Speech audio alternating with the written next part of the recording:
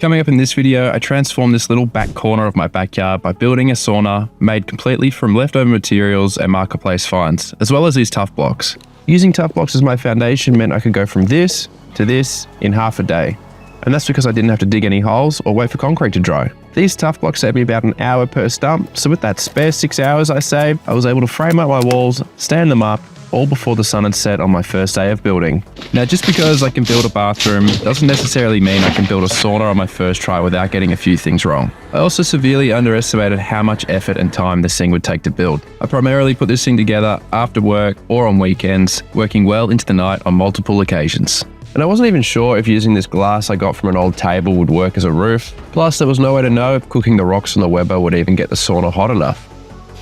Well, there's only one way to find out. So come along as I show you how I built this backyard sauna on a budget, mistakes and all. If you're new here, I'm Rob Dingledye, and this is my show where I teach you how to do more things yourself. And if you're a returning viewer, I'd like to welcome you to another episode of Level Up Building. This series of videos is sponsored by Tuff Blocks, and I've already made a tutorial which goes into more detail about how to set these things up. You can find that video on the Build Tuff YouTube page. Now, if you want your chance to win a box of Tuff Blocks for your next DIY project, make sure you stick around to the end for details on how you can enter that competition. Before I can build this sauna, I need to start gathering some materials. I'm always keeping an eye out on the job site for things that I can repurpose either around my own house or on other job sites. So I already had a few things tucked away before Tuff Blocks even reached out. But once I decided to jump on board and help me build this sauna, things really ramped up in the search for affordable building materials. And it always amazes me the kinds of things you can get for free off Facebook Marketplace. I managed to get this piece of glass that used to belong to a dining table. I also picked up this secondhand window that used to be someone's front door. And the beauty of this window is that it's made from old Australian hardwood, which you just can't get anymore. Not only that, but I've been diving in dumpsters looking for any offcuts of wood that might be useful. And I managed to pull out some builder's wrap and some old wire mesh, which will come in handy later. Some other things worth mentioning are building materials that I'm getting two uses out of. So there's some things happening in the front yard, like putting in these posts, which are going to be a part of my new garage that I'm building, and I've been doing a bit of earthworks there as well. So I did have to buy this framing timber, but I was only using it to brace these large posts, and I knew I'd use it somewhere else later. So I will be using that as a part of the wall framing in the sauna. And this trailer load of gravel was actually for the front path leading up to the house, but I did steal a couple of buckets because I know I'm going to need that for the Tuff Block footings. I got this offcut of cement sheet flooring for free, and for the extra pieces I needed, I managed to find some on discount at Bunnings. I will have to tile over this cement sheet, and yes, I will be using leftover tiles from my lounge room that I tiled last winter. As you can see, I've got piles of materials laying around all over the house. But it just goes to show the kinds of things you can find and salvage if you keep an eye out. So that's the plan. I'm going to build this sauna with all this stuff laying around, and at the end I'll come back and let you know what it all cost me. But before we get too far ahead of ourselves, I want to take you back to day one to see where it all started. So to start off with, I want to show you this area where I plan to build the sauna. As you can see, we already kind of use it as a bit of a spa spot with this inflatable spa that I got a little while ago. We haven't really used it in a while. It's a bit green down there, so I think it's time to get that out of the way. We can repurpose that as a plunge pool, but right now we want to get the minimum viable product of this sauna up and running. To start off, we need to get our foundations happening, and to get that happening, got to get this out of the way.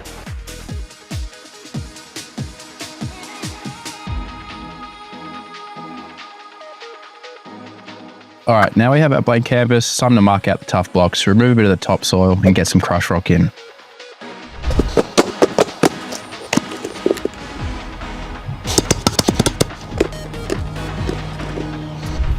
With the crushed rock packed down and the Tuff Blocks sitting level, I can cut my stumps at varying lengths depending on what's happening with the ground height, and that way I know my bearers will sit nice and level with each other. After a quick hit of timber preservative, I'm ready for joists.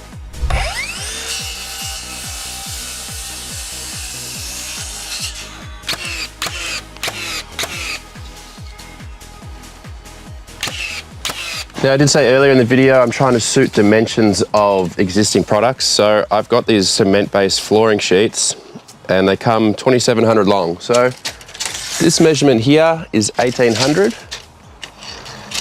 And so half of that is 900. So the good thing is if I'm using 2,700 long sheets, I can get a full 1,800 in and my offcut will be 900. So with that in mind, I'm trying to put this joist, the center of the joist has to be at 900. And I'm doing this little bit of extra effort so that when I do join the offcuts, they join right on a joist. I don't have to do any extra work because I've already thought about it now.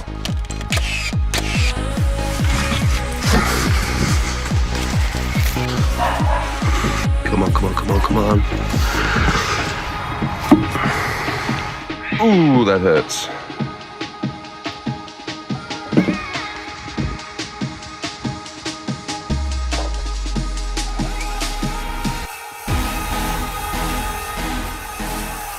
Cutting up that beam might seem like a bit of a waste, but it was pretty warped, and cutting it in half, then ripping it in half again, reduces its bend. It also means I can get to this point of the build without having spent any money on timber at all.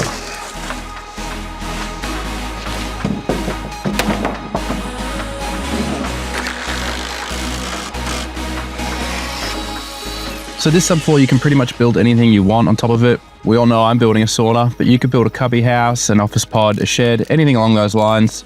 I am glossing over this because I already have made a tutorial on how to set these Tuff Blocks up and build this subfloor. So if you are watching this and you've got a few questions, things like how do you anchor it to the ground, how do you work with uneven soil, I do answer all those questions and much more in the tutorial. Now keep in mind, this is still day one for me. I haven't had to spend much time digging, mixing concrete and waiting for it to dry to build my subfloor, which is one of the many perks of using Tuff Blocks, and it really helps me get a lot more done in a day. If you want to grab some Tuff Blocks for yourself, you can get them online using the link in my description, and you can use a discount code for another 10% off. Otherwise, you can grab them from Lowe's or Bunnings, depending on where you live. With that said, it's time to move on to the wall framing.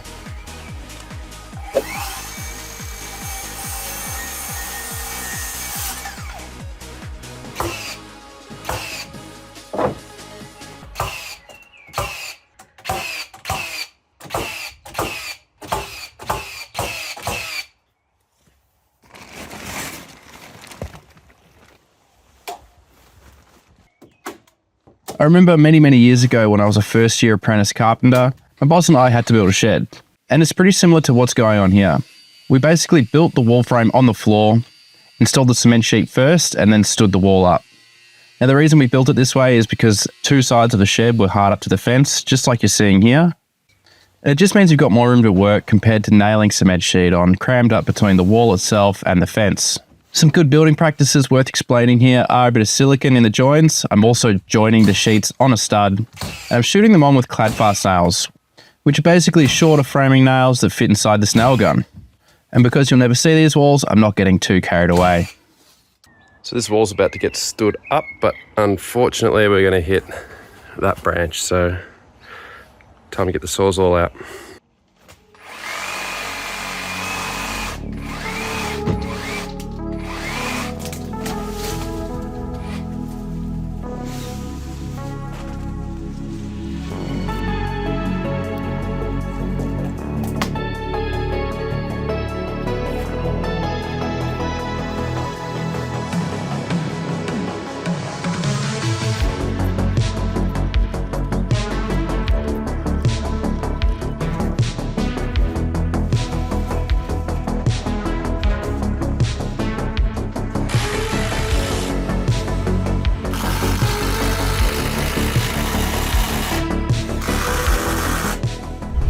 So we've got a quick coat of bitumen paint there. That's a waterproofing membrane, but it's weatherproof cladding anyway, but it's just a bit of extra protection.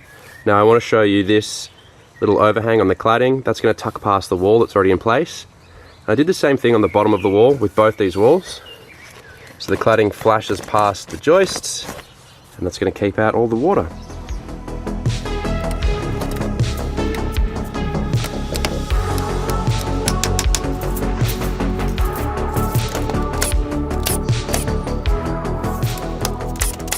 Just quickly, one thing I haven't shown is that third wall.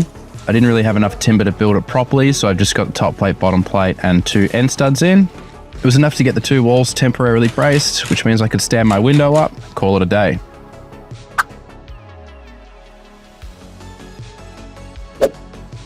Before the cameras started rolling on this day, I got a bit of a head start and chucked in a couple extra studs. You'll also notice some noggins, which I'll show you in a moment, but right now I'm putting in some bracing and tensioning all of that up. So the wall framing is pretty much finished. I've got some blocks here and there to fill up the corners. Got some pretty dodgy noggins here with nails hanging out and checkouts all over the shop. But it's going to do the job. We're pretty much done with the wall framing. Now you'll notice all the studs are the same length, and I basically used 2 meter long studs so that I could get 3 out of a 6 meter piece of timber. Unfortunately, my window is 2.2 meters tall, so there's a bit of a gap to be filled between the top of the wall and the top of the window. And that's where this beam comes in handy. I can rip it down from 0 to 200, and I know my offcut will be the same thing, which is going to fill in the gap at the top of both walls. Now obviously I want it on an angle so that the roof has some pitch to it, and this was my way out of trouble with the timber I had.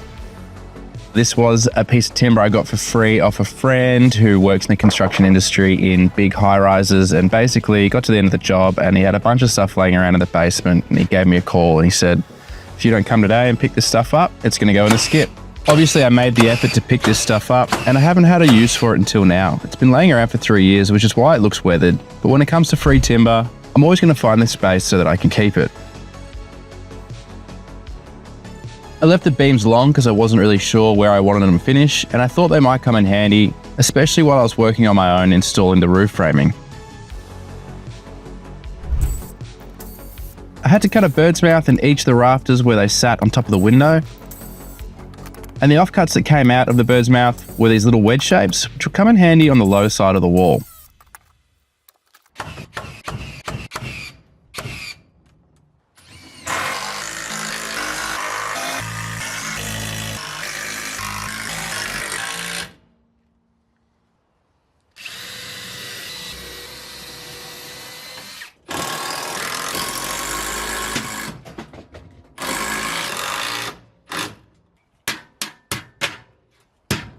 It's time to see these wedges in action, but they're a bit too long and I don't want to lose any fingers by cutting them on a saw, so I just thought I'd break the ends off with a hammer.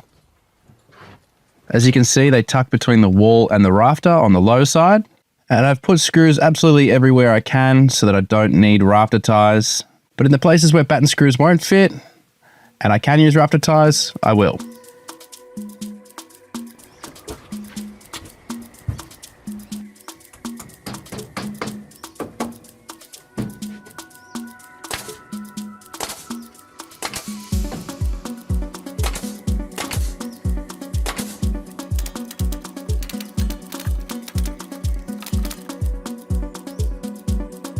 Next up for the roof frame, I want to think about how I'm going to finish off this skylight.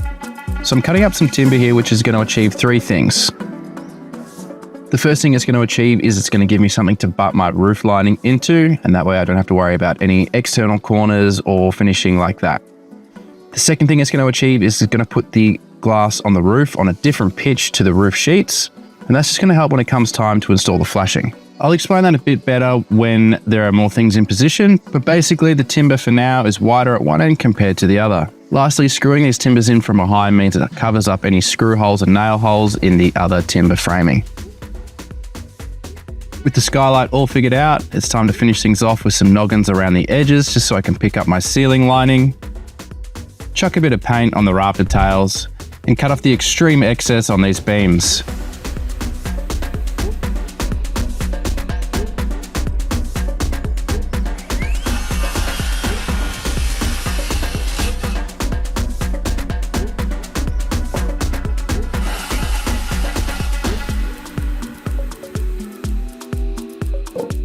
Alright, I finished the framing finally. Now there was a lot more work in that roof than I thought, mostly because of the skylight and all the little rafter tails and things like that. So I just wanted to paint the rafter tails while it was easy, and that way I won't get paint all over the roof sheets. There's a lot more wood up here than I anticipated, but that's our skylight. The way I built that out will make a bit more sense once the roof sheets and the flashing goes on, but I've got all these noggins in to pick up the plaster on the inside or whatever I use on the internal lining. I've got all my tails going out. I've got all kinds of salvaged short bits of wood being put to use in here. So that's the end of the framing, and I'll cut these roof sheets up. Now they might not be full length across the roof, but I'm happy to have a join in them halfway through. It may help with the flashing around the skylight anyway. So I'll nut that all out, cut them up, and once I've got a sheet up there, I'll show you how I thought through this skylight and keeping everything waterproof. Alright, I just want to explain the different heights here. So the glass will sit on a different angle to the roof, and that's just so I can flash everything properly. So you see the tin is crashing into this timber here. If you go to the high end, it's actually the same height. So you can see how the tin just disappears behind the timber there. That means we can tuck the glass under the roof here, and that'll keep the water out, and then the water will run off the glass.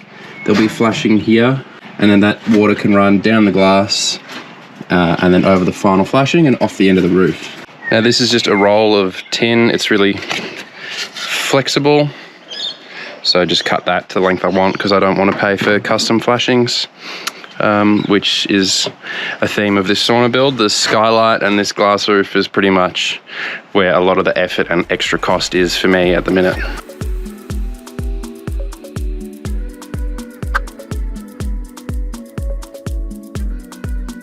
Now I got pretty lucky here with some dimensions to do with the roof sheets and the width of the room. So there was that 1800 dimension that I mentioned earlier to help suit my flooring sheets, but the other dimension was just to suit the window that I'd bought. And where I got lucky is 3 roof sheets, including their overlap, was the perfect width that I needed to suit the room. Now at this point I haven't put any silicone in on the glass yet. I'm just dry fitting everything up to make sure the concept works. And once I'm happy with the concept and the materials I have and everything like that, I can come back, screw everything off, push the glass up from underneath and sneak some silicone in from the top and from the underside as well.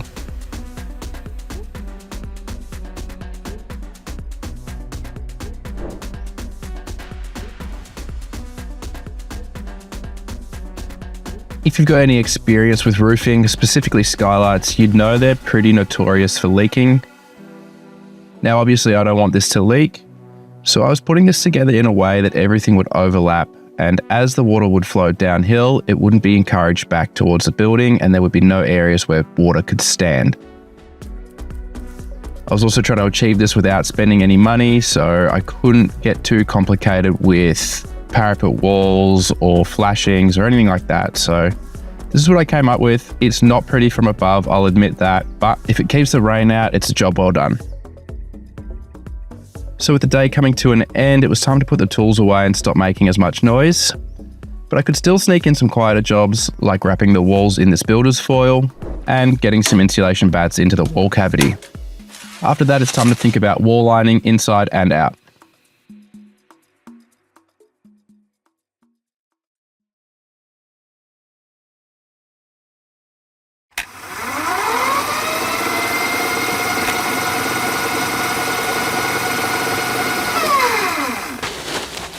Testing.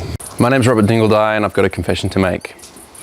I made 2 really big mistakes here and a pretty fatal assumption. So there are a few things I need to rectify here and I'll run you through what I got wrong. And my thinking was building a sauna just like building a bathroom. They're both wet areas, you got to deal with moisture, things like that. So that's not entirely true. Yes, you're dealing with moisture, but it's a lot different in a sauna. The temperatures are also a lot higher in a sauna. So just because you can have painted plaster in a bathroom, it's not a good idea in a sauna like I thought. So I'm gonna have to pull that out. Now, plaster is a bad idea because it's gonna get moldy, but the worst idea is paint. So paint will let off VOCs, which are basically chemicals, when it's heated up. So I assume the sauna wouldn't get much hotter than 40 degrees. That is wrong. It can get up to 100 degrees. That was the error in my logic and my thinking. So all the painted surfaces have to now be either paint stripped and either sealed naturally with things that are organic like linseed oil, or just left natural. And the plaster, that's coming out.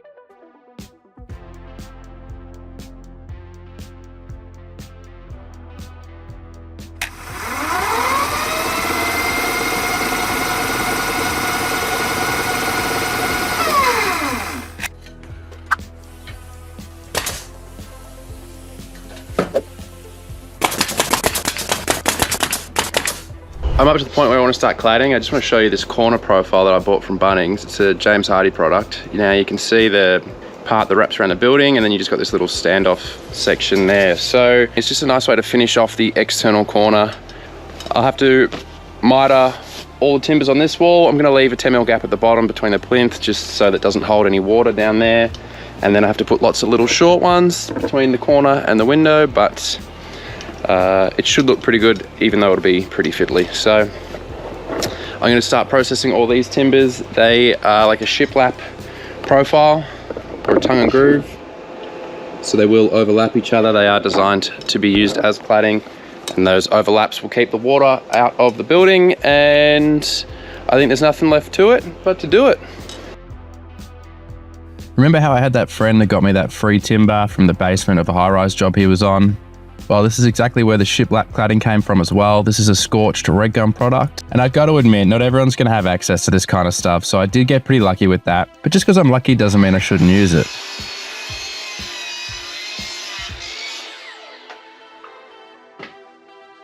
Now, when it comes to cutting these pieces, I do have to cut a 45 on both ends just because of the corner profiles that I decided to use. Had I have butted the timber together at the corner or just mitered them at the corner without the profile, the gap probably would have opened up and it would have started to look pretty nasty over time. Another thing that's not so obvious is I did have a bit of a jig set up so that I didn't have to measure the boards. I could just cut a miter, flip it over, butt it into my jig and cut the other end. And I know it would be the right length. With the cuts scorched, I can chuck it on the wall, knock it down with a block so I don't damage it with a hammer, check it for level, and then shoot some secret nails in on the angle so that when you put the next board on top, it covers up the nail holes.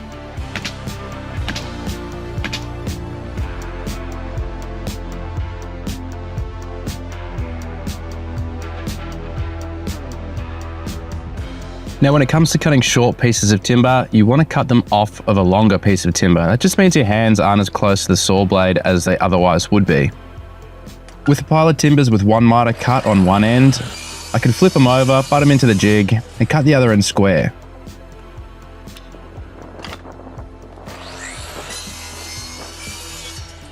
When I put all these short ones on, especially because they're next to a window, I put a bit of sealant on the backside just to stop any water getting past the window and into the sauna frame.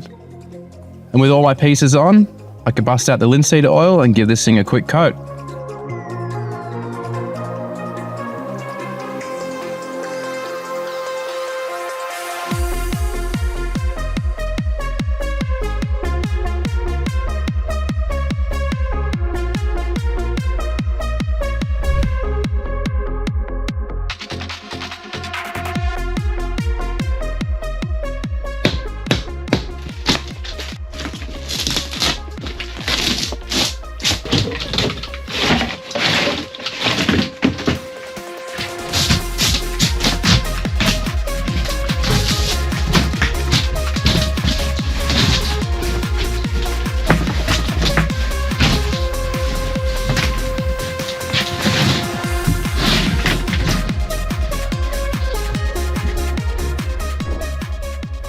Now, while I move on with the new wall lining, I just want to say the cement sheet would have worked if I didn't paint it.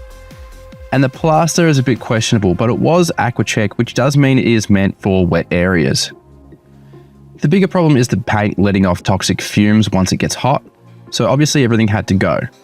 The logic was to paint the walls before putting the ceiling in, and that way I wouldn't get paint on the ceiling at all. But none of that matters now because I can just butt my wall lining into the ceiling. I've got my battens on. I'm just checking them for straightness before I screw them in. I have nailed them on temporarily. And if there's any buzzing or packing, it's pretty easy to do before it's all got screws in it. So just running a straight edge along the wall, make sure everything is good. And the only other thing I want to mention is a bit of a gap has been left between the floor and the batten. So a tile will slip underneath, but they won't end up touching. It's always a good idea to have an air gap between your timber and tiles, just prevents any moisture wicking through the timber. Once I was happy with my battens, I could screw them off. But you're probably wondering why I need battens in the first place. Why can't I just nail directly to the studs? And basically, you want to create an air gap behind your wall lining, and that's just going to help with ventilation and prevent any mold, especially in a moist area like a sauna. With all the dusty jobs done, I can prime the floor and get it ready for waterproofing. And while the waterproofing primer dries, it's off to some random's house to go look at his wood collection and pick up some new wall lining that definitely isn't painted plaster or cement sheet.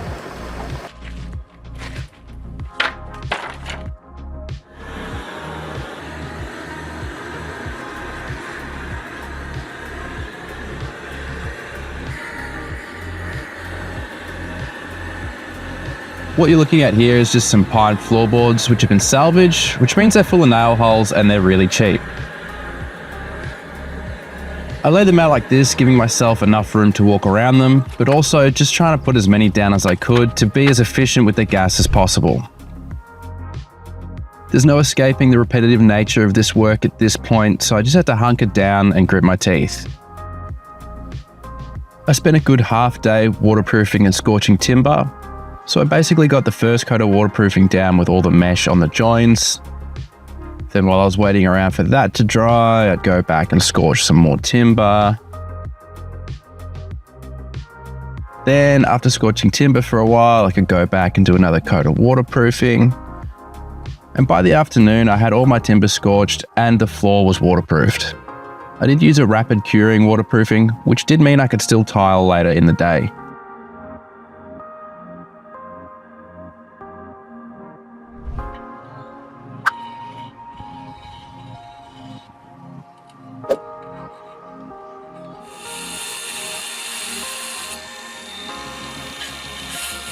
I don't always enjoy working late into the night, but it was pretty important for me to get these tiles down so that they could dry, ready for me to walk on them the next day. I'm doing things in this order because I want my tiles to slip underneath my wall lining. That way any condensation that runs down the walls will hit the tiles and find its way towards the drain.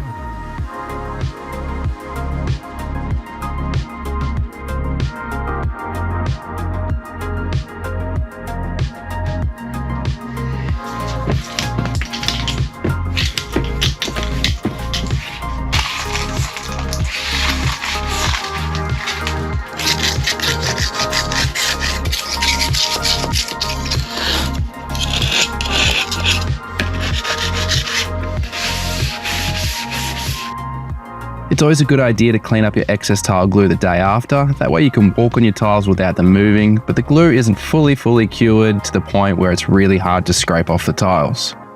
Now I could have grouted at this point, but that would have put things to an end for the day, so I decided to put the wall lining on instead and come back to the grout later.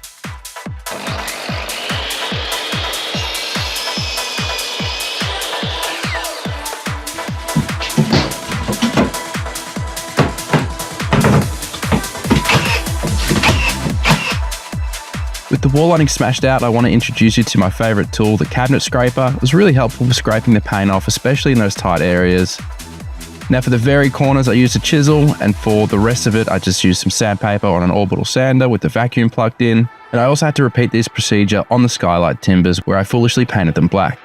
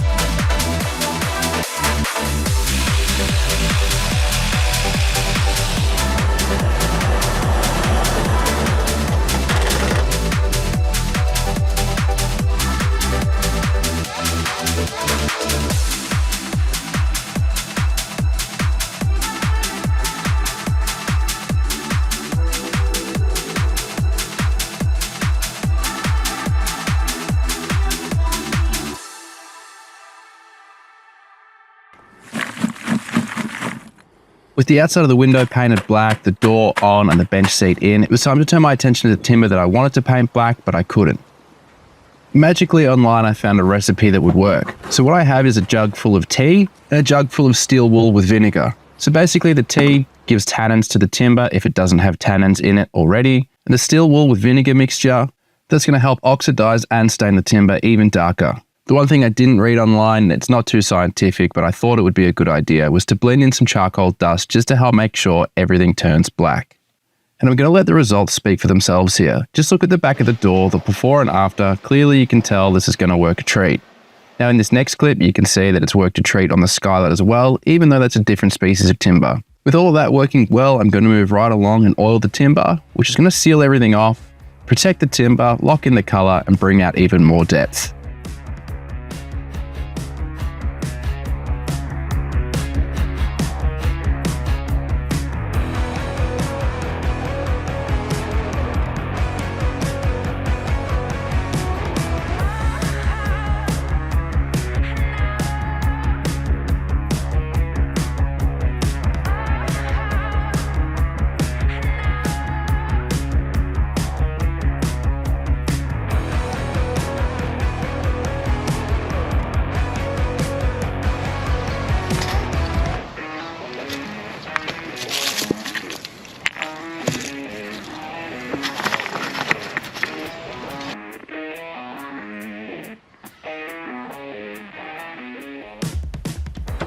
So the structure itself is pretty much finished, but what I want to do now is test whether I can heat it up with these rocks in the basket.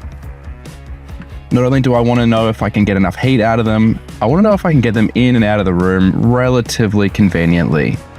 Now obviously there's a compromise being made here because I didn't want to spend big on a sauna heater, so I'm going to have to juggle these rocks in and out the door and just play around to see what works best.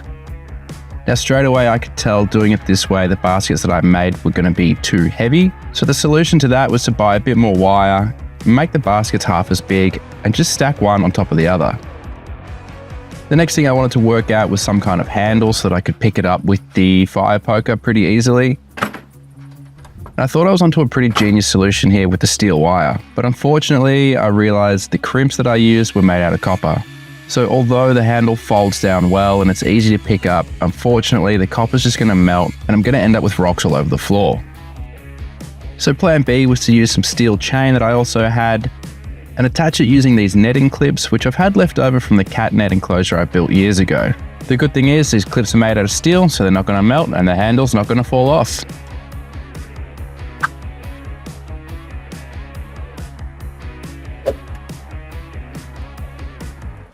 It's hard to explain, but in a funny way, it felt kind of right to use the offcuts to test fire the sauna for the first time.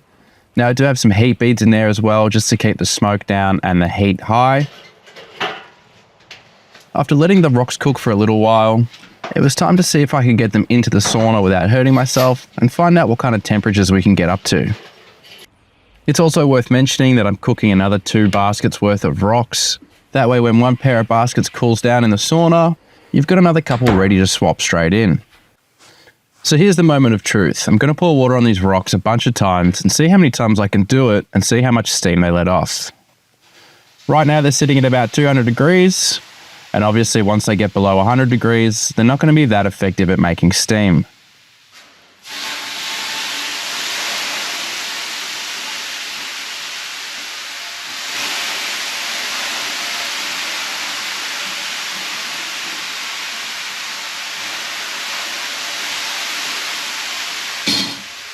Another unknown I had was to do with all the charred timber on the inside and the linseed oil I used to seal it, and I'm pleasantly surprised to see I'm not getting any residue on my hands, which is the exact result I'm after.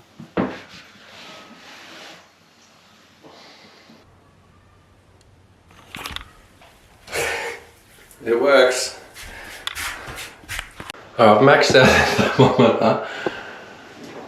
It only goes to 50 degrees. That's probably the only one I could get from Bunnings that was made out of wood and not plastic. That's why I've got this digital one. It's not really giving me ambient temperature though. But all the surfaces are 50 degrees, roughly.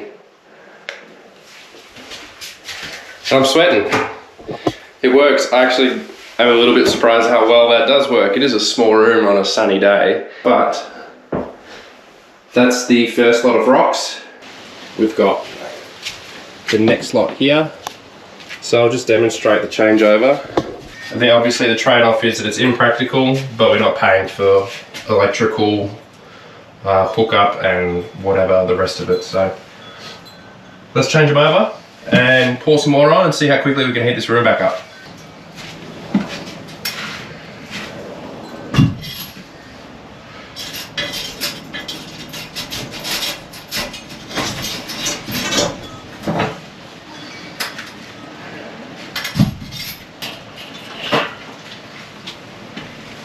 Now I got to admit, I'm not in love with how effective this chain is.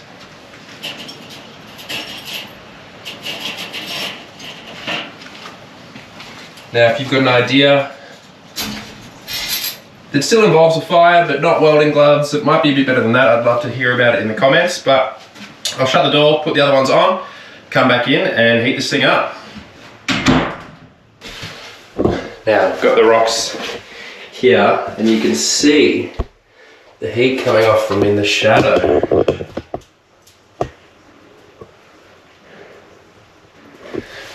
So that's just raw heat, no steam, no smoke. Cool. Hard working, yeah? But it works great. The timber can get wet, it's not leaving any black residue on my hands. So it's not going to ruin your clothes or, you know, get on your skin. And if you're using it as an office pot as well, it's not going to rub off on your office clothes or anything like that. So pretty happy, call it a success. And for now, I'm just going to enjoy it. We'll wrap up the video in a minute.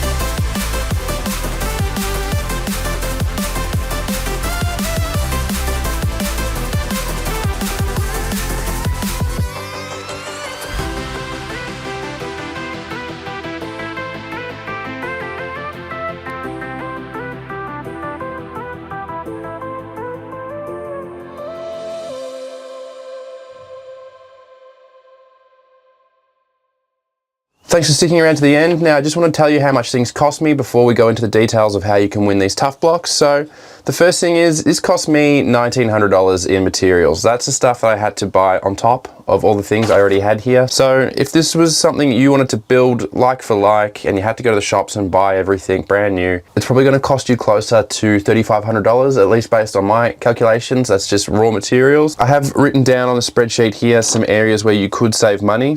So excuse a bit of paper, but we're just going to run through the list and I'm just going to let you know what things you could go without and what kind of replacements you could use to make things cheaper. So we've got the crush rock, that was about 20 bucks. The Tuff Blocks at 10% off. If you use a discount code, that was $92 worth of Tuff Blocks. The stumps, I didn't really pay anything because they were just offcuts of your bearers. So if you're going to buy bearers, you still have offcuts. So no cost for stumps, 150 bucks in bearers, 40 bucks in joists, $300 in flooring sheets, another $300 in framing. Bracing, you technically don't need bracing depending on the cladding. So sheet cladding can brace a frame, and especially a room this small doesn't need a lot of bracing. It's not really going far.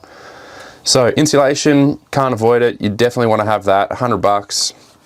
Builder's foil, 50 bucks. Battens, 40 bucks. So cladding, the corners and the cement, that would cost you about 800 bucks for the type of cladding I have. There's not much there, and don't forget, 2 of these walls are already cement sheet, and the front wall is mostly window. So you're only paying for 1 wall worth of cladding. In my instance, you could save a lot of money there if you were to just do cement sheet. So probably 200 bucks worth of cement sheet cladding. The internal lighting, same thing again. It is nice to have timber. Technically speaking, you could just have bare cement sheet if you're just going for basement budget as much as you can. You could probably just spend 200 bucks on cement sheet on the inside and call it a day. The extra things, if you're just going to use cement sheet, you don't need the gas and the torch to scorch any timber. You don't need any oil, so you can save money there. Sealant, you probably still need sealant. The sealant I used was a food grade oven sealant, so that isn't going to off gas, which is very important in the sauna. Paint and filler, don't technically have to paint cement sheet. It is a good idea, but you could be very cheap there. The window, that you can get these for free, 50 bucks, between $0 and $50 for a window any day of the week on Marketplace. Now the bench and the brackets, I did a corner bench. You could just do a smaller version of this bench, just do one side, or not use a bench at all. If you don't want to pay for timber, you just put a chair in here and call it a day. Like I said, this is the cheapest possible version. Go without tiles, just have bare cement sheet on the floor again, which means you don't need glue or grout.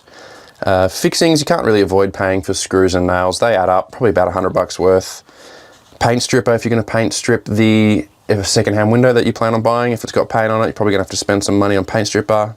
Sandpaper, a bit of ventilation and a floor drain, wire and chain, bitumen paint, and roofing. I'm going to say you can get for free. I have seen so much corrugated roofing on Marketplace for free, and you don't need much.